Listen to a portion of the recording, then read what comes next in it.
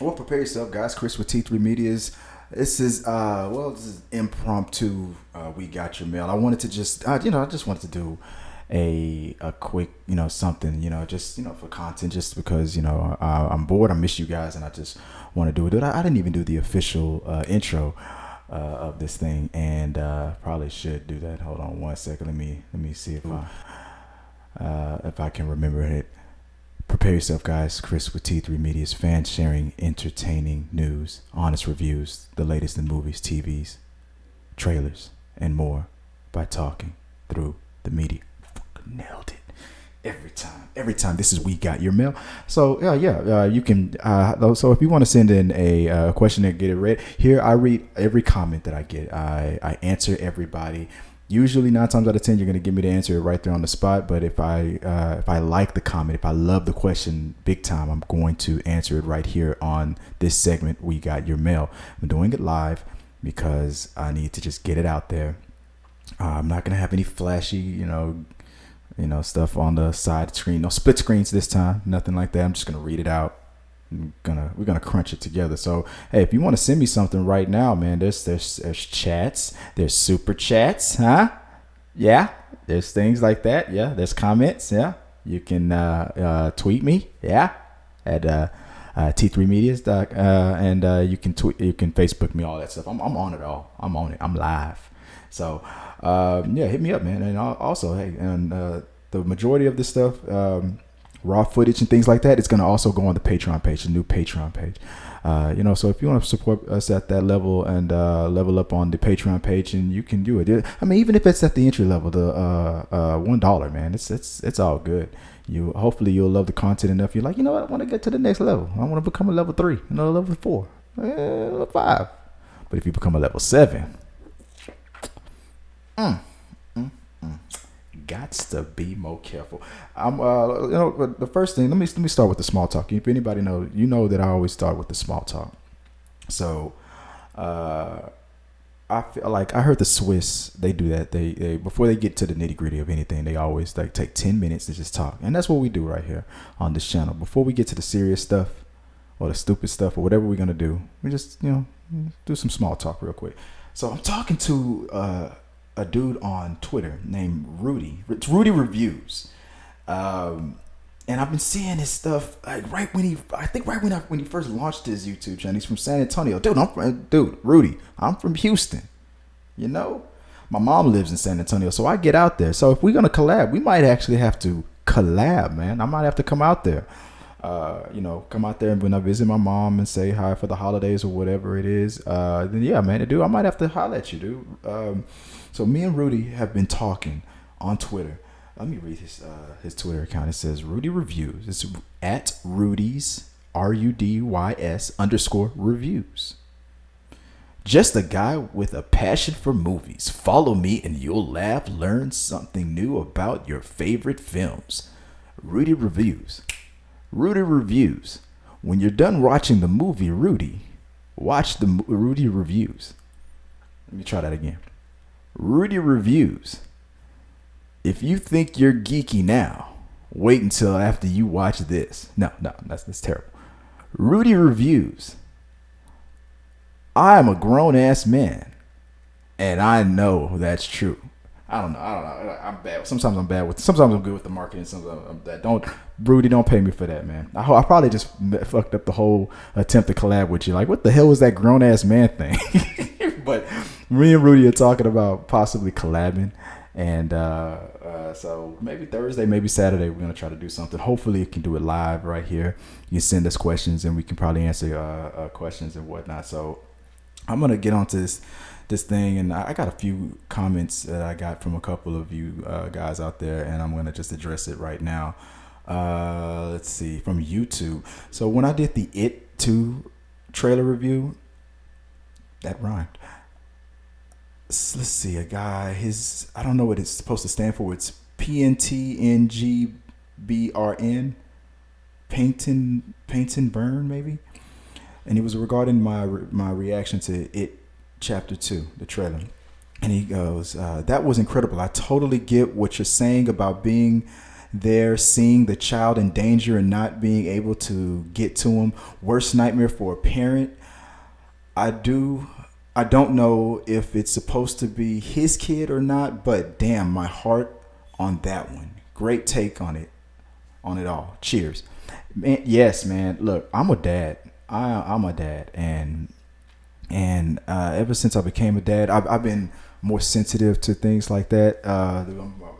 I'm just thinking about it makes me tear up, because what happens whenever I watch a horror movie or a drama or anything like that, and it has the father son or the father daughter element. I have two boys and I have a daughter, and that seeing that opening scene of that trailer right there, in that carnival ride situation where the little boy was in danger and he's stuck behind the glass and he couldn't get to him. Every time I see something like that on TV, any time, doesn't matter if the kid is white, black, doesn't matter, Asian, Hispanic, doesn't matter. The kid doesn't have to look like me. Doesn't have to. All it has to be is a little kid around the same age of any of my kids, and I only see my children. So when I saw that little boy behind that glass and he couldn't, and McAvoy couldn't get to him, and Pennywise was coming for him to eat him, and licking the glass the way he looks, because I looked up a little bit of Pennywise the clown, and he's a spiritual, he's a monster, like a godlike creature that's been around for since the dawn of time, and the small town that that's his hunting ground, that's his playpen area, we're sheep to him, we're his food, and we're more delicious when we're afraid, with the sweat, the fear, the heart pumping, all that stuff. That's how he eats. So that's why he probably chooses kids, because it's easier to scare them. The scarier you are, the more delicious you are. And that boy was terrified, and that's the one thing that's like one of my biggest fears, is seeing my son, my daughter, in danger like that. And being a father, you feel like your job is to protect them. And anytime I see something like that, it always gets me. I feel like, what if I'm not there to catch him when he falls? What if I'm not there to be there if he's swimming or something, whatever, or if my daughter is injured or something, breaks a bone or something like that, to see it, to be right there and to be too late. Or something, anything like that, man. I mean, kids are gonna fall. Kids are gonna hurt themselves. It's how they learn. Honestly, I'm trying to be better as a parent and trying to be like, you know what, be like Batman's dad on Batman Begins. Bruce, why do we fall? So we can learn to pick ourselves up. I'm trying to be better like that, but sometimes it's tough. I hover sometimes. I'm a helicopter parent sometimes, but when you're in a situation where you're sharing custody, you're in that situation, dads are usually like, all right, I'm not, as long as whatever's going on, I don't want to go to jail. That's it. They can do whatever they want to do, as long as that's something that can get me thrown in jail. And that's it. That's being a good dad. But that's what it is. So me and this dude, we see eye to eye on that. So all right, let me move on to the next question. The next comment. It was from somebody, just the name W. That's all it was. I don't know who this. It was also on YouTube comment. Regarding Endgame, Avatar, Disassembled, Heroes Fatigue, James Cameron. Let me read this again. Avatar, Disassembled, ellipsis, Superhero Fatigue, ellipsis, James Cameron. In my Thanos voice, I hope they remember you. Ellipsis, Endgame was inevitable. Oh, so he's talking about Endgame becoming the number one highest grossing movie of all time. No, you know what? I'm gonna talk about something I tweeted. And let me go to my Twitter again real quick. And so on my Twitter, and like I said, you can hit me up at T3Medias on Twitter. So I said something here. Let me pull it up. I did like a little poll. That's what she said. And it goes here. I wrote down. So here's some trivia So for movie and wrestling fans, you should like this. Box Office Titan Champions. Here are their box office titans, and it's like a championship belt. So if we got WWE fans and we got movie fans, this is a little thing I'm gonna like fuse that with this synergy on. If there's these three titans in the box office, it's these three right here. It's Star Wars: The Force Awakens, it's Avatar, and it's Avengers: Endgame. Now, here are the three titles I have: domestic, international, worldwide. That's the three box office. There's your domestic revenue, there's your international numbers, and there's your worldwide. Here's some interesting trivia. Neither one of these films carries two belts. Star Wars has the highest domestic box office numbers. Avatar has the highest international, all the other countries besides North America, box office numbers. Avengers does not have the obviously doesn't have domestic, does not have international, but combined the numbers made it the number one box office movie of all time, and that was fascinating to me. Star Wars holds the title, like let's call it the United States title if you were a WWE fan. Avatar is the Intercontinental Champion. Avengers is Brock Lesnar. they hold that title. It's interesting.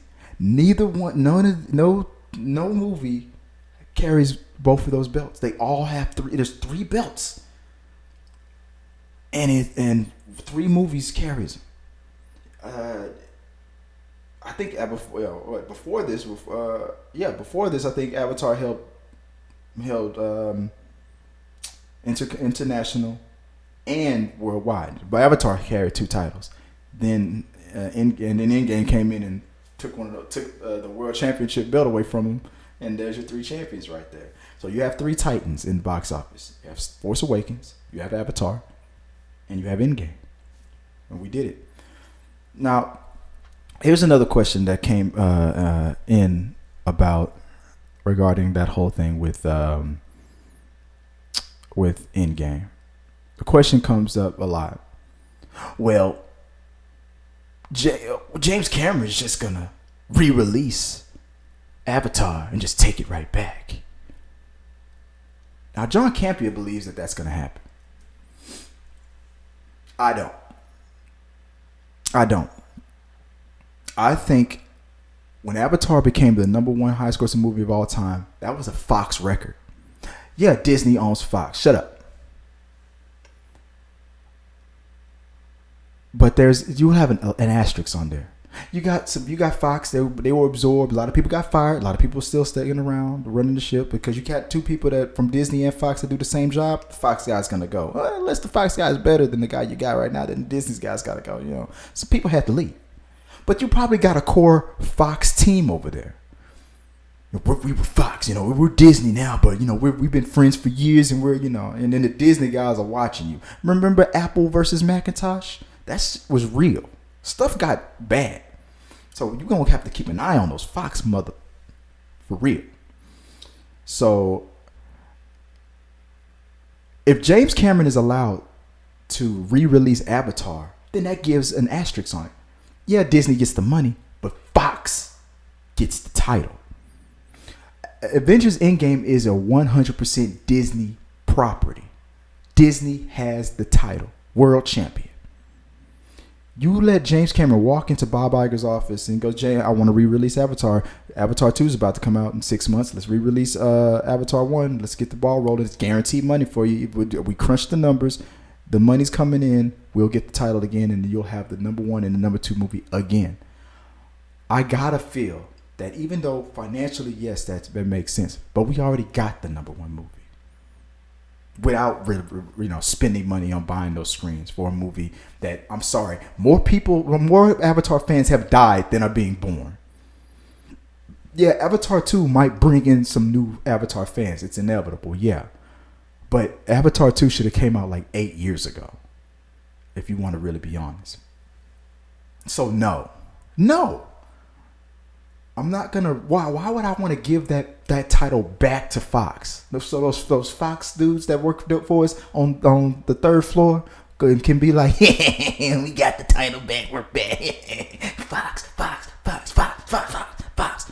No, no. This is a Disney title.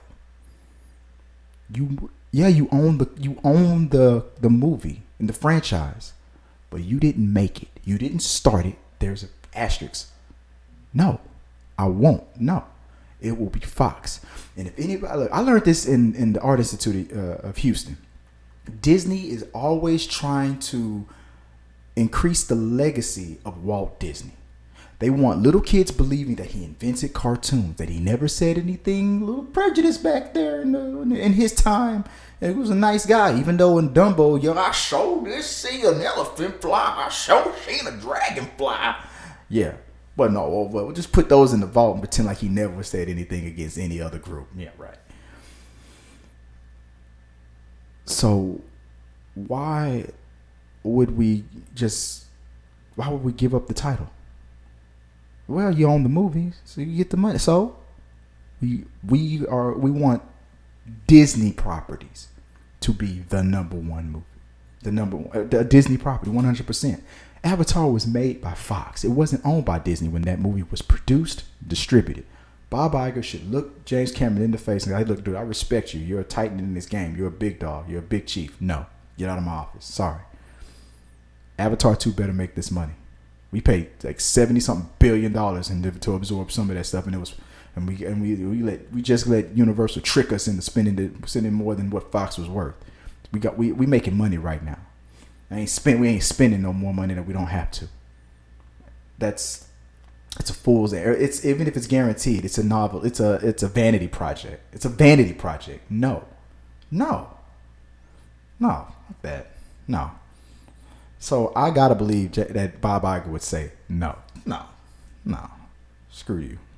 No, James. I'm sorry. I respect you, James. Appreciate that money. No. All right.